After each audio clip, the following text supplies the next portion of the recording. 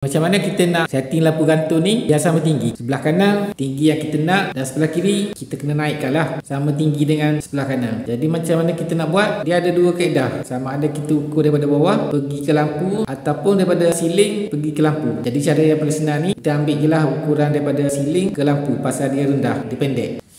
Okay, kita ambil ukuran dari sini ke sini lah. Jangan ambil ukuran sini sebab kita susah nak setting. Kita ambil yang paling dekat lah. Jadi ukuran dekat sini 2 kaki. Jadi 2 kaki ni kita bawa ke, kita jangan bawa macam ni. Ambil ukuran 2 kaki ni kita ukur daripada siling. Jangan buat macam ni. Kalau kita buat gini, dia lari lah, dia tak sama tinggi. Jadi cara yang betulnya kita buat gini lah. Kita bawa ukuran 2 kaki ni ke sini, ke permukaan lampu ni. 2 kaki kat sini. Dan kita agak-agak lah dekat mana dia punya hujung dia.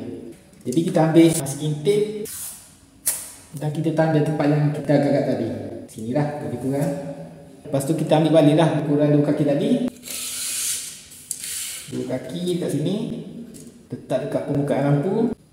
Okey, dekat sini yang lebih kurang. Jadi yang ini kita kena tanda lah sikit. Ambil pensel dan tanda tempat yang kita ukur tadi. Okey, dekat sini lah lebih kurang. Lepas tu wayar ni kita tolak naik ke atas.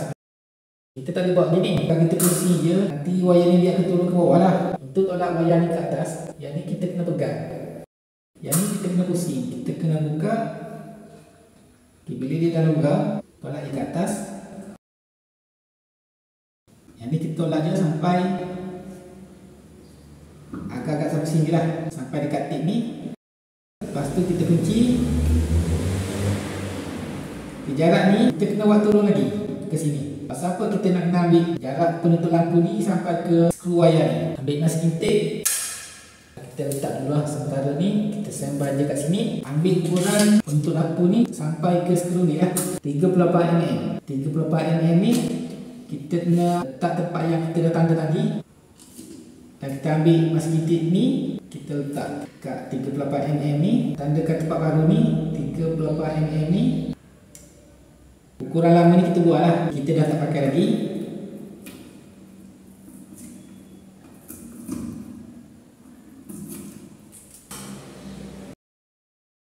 Angkat wayar ke atas. Dia ada macam ni, ada space ni. Kat sini tempat yang kita tanda lah. Okay, buka seluruh lampu ni. Dan kita tolak lebihan ni sampai ke sini, tempat yang kita tanda ni. Okay, kalau dia dah sangkut dengan masking tape ni kita buat lah. Tapi tanda ni kita jangan tinggalkan. Nanti kan susah nak ada tanda lagi. Tempat yang kita ukur kat sini lah. Jadi yang ni kita tolak je sampai habis.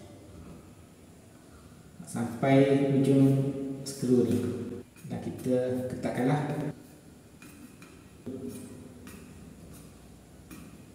Okay, dah siap. Okay, lepas tu kita ambil balik lah ukuran 2 kaki ni. Betul tak dengan lampu yang baru kita setting ni? Okay, dia lari sikit je. Maksudnya saya kena turunkan sikit lah. Lampu ni cukupkan 2 kaki ni. Turunkan sikit je. Buka balik skru dia. Sikit je turun.